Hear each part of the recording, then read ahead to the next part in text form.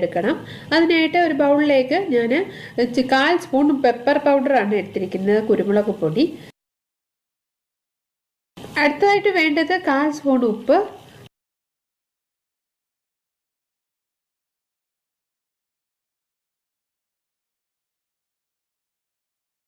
അടുത്തതായിട്ട് വേണ്ടത് കോൺഫ്ലോർ ആണ്. ഞാൻ ചെറിയ സ്പൂണിന് 2 സ്പൂണാണ് ചേർക്കുന്നത്.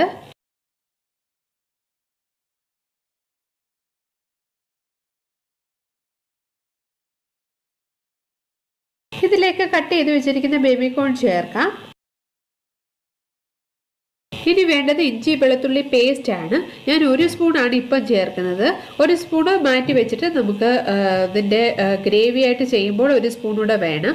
അപ്പോൾ അതുകൊണ്ട് കുറച്ച് ഇപ്പം ചേർത്തിട്ട് കുറച്ച് നമുക്ക് പിന്നെ ചേർക്കാം.